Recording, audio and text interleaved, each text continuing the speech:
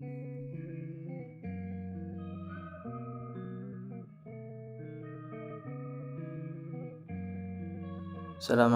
warahmatullahi wabarakatuh. Perkenalkan, nama saya Muhammad Kamaluddin Fahmi dengan NIM 222153. Di sini saya dari kelompok mat akan sedikit mempresentasikan atau memaparkan makalah dari kami yang berjudul pengembangan bahan ajar bahasa Arab. Untuk selanjutnya yaitu materi yang pertama, poin yang pertama yaitu pengertian bahan ajar, di mana pengertian bahan ajar sendiri yaitu segala upaya atau segala bentuk bahan yang digunakan oleh seorang guru atau instruktur dalam melaksanakan kegiatan pembelajaran mengajar. Nah, jadi bisa kita simpulkan bahwasanya bahan ajar itu segala bentuk bahan yang digunakan seorang guru ketika yang berbentuk seperti informasi atau teks yang digunakan ketika masuk dalam kegiatan belajar mengajar.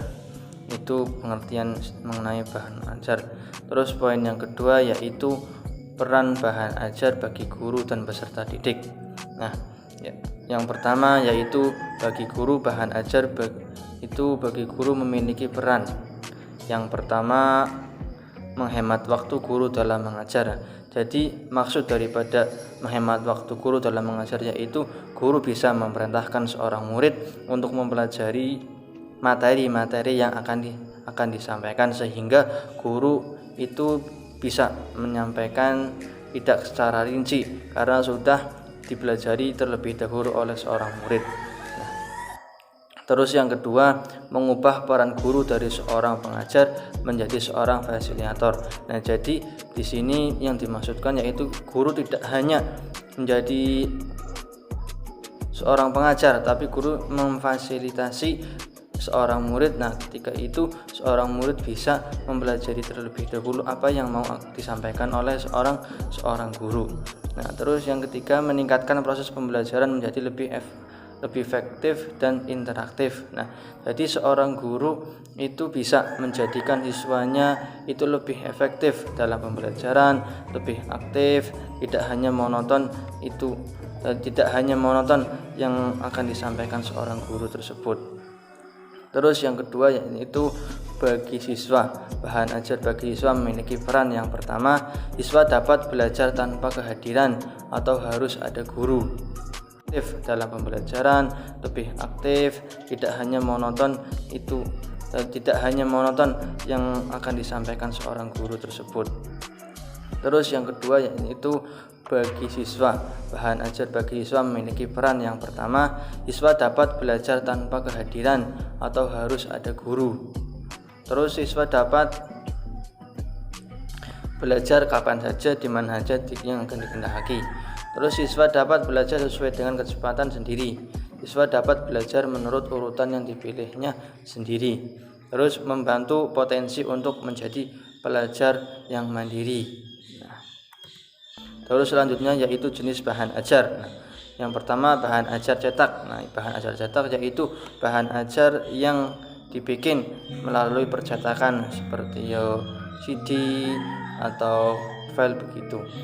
Terus yang kedua, bahan ajar dengar, yaitu bahan ajar yang digunakan atau yang untuk sebuah pendengaran. Siswa bisa mendengarkan terlebih dahulu seperti CD atau audio, dan semacamnya. Terus yang ketiga, bahan ajar untuk pendengar dengan audiovisual. Di sini seorang murid tidak hanya mendengar tapi bisa melihat film yang seperti CD begitu. Terus yang terakhir, bahan ajar interaktif. Bahan ajar interaktif yaitu di mana seorang siswa itu dianjurkan atau diharuskan untuk aktif dalam pembelajaran. Itu poin yang ketiga. Terus poin yang selanjutnya akan disampaikan oleh Mbak Khisnatul Hidayah. Assalamualaikum warahmatullahi wabarakatuh. Perkenalkan, nama saya Santul Hidayah dengan NIM 222001. saya akan melanjutkan pembacaan materi yang keempat, yaitu karakteristik bahan ajar bahasa Arab. Untuk lebih memotivasi dan memudahkan peserta didik dalam mempelajari isi dari bahan ajar, maka bahan ajar tersebut harus berisi beberapa poin. Yang pertama yaitu terdapat langkah-langkah, yaitu petunjuk untuk yang mampu menyajikan langkah-langkah yang mudah untuk pemahaman dan mengikuti setiap proses pembelajaran sesuai dengan materi yang diajarkan. Kemudian yang kedua, setiap materi yang disajikan harus lebih dahulu dijelaskan tujuan pembelajaran yang ingin dicapai, dengan maksud untuk mengetahui tingkat pencapaian siswa terhadap materi yang dipelajari. Dan yang ketiga, untuk menunjang penyajian materi perlu disajikan map atau bisa juga kerangka isi dalam bentuk diagram agar peserta didik dapat mengetahui dan memahami bagian-bagian yang mencakup pokok-pokok bahasan dan sekaligus dapat melihat hubungan masing-masing bagian dalam pokok bahasan tersebut. Kemudian yang keempat, ada penyajian materi dari pokok bahasan sampai ke subpokok bahasan diuraikan pada bagian ini secara jelas dan dibantu dengan gambar atau ilustrasi. Dan yang kelima, ada rangkuman. Yang keenam, evaluasi formatif dan tindak lanjut untuk kegiatan belajar berikutnya. Yang ketujuh, daftar bacaan. Dan yang kedelapan, ada kunci jawaban. Garis besar bahan ajar bahasa Arab yang baik setidaknya itu terdapat 3 poin. Yang pertama ada buku siswa, yang kedua buku guru, dan yang ketiga sejumlah komponen. Komponen tersebut meliputi buku kerja atau buku kegiatan, materi bacaan tambahan, buku tes, dan lain sebagainya.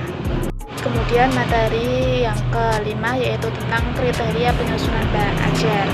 Menurut Dusni 2010, bahan ajar mempunyai peran yang sangat penting. Maka dari itu, bahan ajar memiliki faktor-faktor yang perlu diperhatikan. Di antaranya yaitu yang pertama, faktor kecermatan isi. Kecermatan isi adalah validitas isi atau kebenaran isi secara keilmuan dan keselarasan isi. Validitas isi ini menunjukkan bahwa isi bahan ajar dikembangkan berdasarkan konsep dan teori yang berlaku dalam bidang ilmu serta sesuai dengan kemutahiran perkembangan bidang ilmu dan hasil penelitian empiris yang dilakukan dalam bidang ilmu tersebut, sehingga bahan ajar dapat dipertanggungjawabkan secara ilmiah. Kemudian faktor yang kedua yaitu ketepatan cakupan. Ketepatan cakupan adalah isi bahan ajar dari sisi keluasan dan kedalaman isi atau materi serta keutuhan konsep berdasarkan bidang ilmu. Dan faktor yang ketiga, ketercernaan bahan ajar. Bahan ajar harus memiliki tingkat ketercernaan yang tinggi, artinya dapat dipahami dan mudah dimengerti oleh peserta didik. Kemudian yang keempat, penggunaan bahasa. Penggunaan bahasa ini juga termasuk faktor yang sangat penting dalam penyusunan bahan ajar. Penggunaan bahasa yang meliputi penggunaan ragam bahasa, pemilihan kata, penggunaan kalimat efektif, dan penyusunan paragraf yang bermakna serta berpengaruh terhadap penyusunan bahan ajar. Sehingga bahan ajar ini dapat memotivasi peserta didik untuk membaca dan mengerjakan tugas serta menimbulkan rasa ingin tahu untuk mengeksplorasi lebih lanjut tentang materi yang dipelajari. Dan faktor yang kelima, perwajian atau pengemasan. Perwajian atau pengemasan ini berperan dalam perancangan atau penataan letak informasi dalam satu halaman cetak serta pengemasan dalam paket bahan ajar multimedia. Dan faktor yang keenam itu ilustrasi. Ilustrasi juga dapat membantu memperjelas pesan atau informasi yang disampaikan dalam bahan ajar tersebut. Kemudian yang ketujuh, faktor kelengkapan komponen. Bahan ajar ini memiliki 3 komponen inti, yaitu komponen utama, komponen pelengkap, dan komponen hasil evaluasi belajar. Komponen utama mencakup informasi atau topik utama yang ingin disampaikan kepada peserta didik atau yang harus disesuaikan peserta didik. Dan komponen pelengkap yaitu mencakup informasi atau topik tambahan yang terintegrasi dengan bahan ajar utama. Kemudian komponen evaluasi hasil belajar yaitu mencakup tes dan non-tes yang dapat digunakan untuk tes formatif dan sumatif siswa selama proses pembelajaran. Kemudian selanjutnya yaitu prosedur pengembangan bahan ajar bahasa Arab. Secara rinci, Hamid dan kawan-kawan menjelaskan prosedur pengembangan bahan ajar bahasa Arab seperti berikut. Yang pertama, tahap analisis. Tahap analisis adalah mengumpulkan informasi berkaitan dengan mata pelajaran yang akan dikembangkan dan silabusnya, juga mengumpulkan informasi tentang karakteristik awal siswa. Setelah ditetapkan, kemudian langkah selanjutnya yaitu menganalisis silabus, kemudian mengidentifikasi tingkah laku dan karakteristik siswa. Kemudian tahap yang kedua, tahap perancangan. Pada tahap ini ada beberapa langkah. Yang pertama, menganalisis dan merumuskan tujuan pembelajaran. Dalam hal ini melibatkan 4 unsur, yaitu ada audience, behavior, condition, dan juga degree. Audience yaitu siapa yang akan belajar, behavior yaitu perilaku khusus yang akan dimunculkan oleh siswa setelah selesai proses belajar mengajar. Kemudian yang ketiga, condition yaitu keadaan di mana peserta didik melakukan proses belajar mengajar. Kemudian degree artinya tingkat keberhasilan yang harus dipenuhi oleh siswa. Langkah yang kedua yaitu mengembangkan butir-butir tes. Hasil akhir dari langkah kedua ini yaitu seperangkat soal-soal latihan dan soal-soal tes yang dapat digunakan untuk mengukur kemampuan siswa terhadap materi yang sudah dipelajarinya. Kemudian langkah ketiga yaitu mengembangkan strategi pembelajaran. Dalam strategi pembelajaran terdapat 5 komponen yang menjadi fokus, yaitu yang pertama kegiatan pembelajaran, yang kedua penyajian atau penyampaian informasi, yang ketiga peran serta siswa, dan yang keempat pengetesan, serta yang kelima tindak lanjut. Kemudian langkah yang keempat yaitu mengembangkan media pembelajaran. Media atau sumber belajar menurut Pilawati adalah alat dan cara untuk memfasilitasi, mempermudah proses belajar siswa, serta membuat proses belajar menjadi lebih menyenangkan dan menarik bagi siswa. Dan langkah yang kelima yaitu mengembangkan materi pembelajaran. Materi pembelajaran yang dikembangkan dalam bentuk bahan ajar dilakukan dalam beberapa langkah.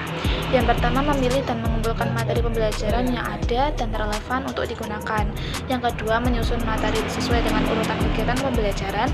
Yang ketiga, mengidentifikasi materi-materi yang diperoleh dan yang tidak diperoleh dari buku. Dan yang keempat yaitu menyusun program pengajaran. Kemudian tahap yang ketiga yaitu tahap penulisan dan penyusunan materi. Penyusunan ini meliputi menyusun dan menulis petunjuk, menyusun dan menulis tujuan pembelajaran, menyusun dan menulis uraian materi pelajaran, menyusun dan menulis soal-soal latihan, tes dan kunci jawaban, menyusun dan menulis daftar mufradat. Pada tahap yang keempat yaitu tahap evaluasi. Pada tahap ini, buku yang telah disusun dievaluasi kembali. Nah, untuk evaluasi bahan ajar bahasa Arab dapat dilakukan dengan 3 langkah kajian. Yang pertama yaitu evaluasi tahap pertama berupa review atau kajian oleh bidang studi dan ahli rancangan pembelajaran. Yang kedua, tahap kedua, uji coba perorangan, dan tahap ketiga, uji coba lapangan. Dan tahap yang kelima atau tahap terakhir yaitu tahap revisi. Proses perbaikan buku ajar tidak harus dilakukan setelah semua proses evaluasi itu selesai, tetapi dapat dilakukan pada setiap akhir tahap proses evaluasi. Artinya, setiap kali ada masukan, maka pada saat itu bisa langsung diperbaiki. Demikian penjelasan dari kelompok 4, kurang lebihnya mohon maaf. Wassalamualaikum warahmatullahi wabarakatuh.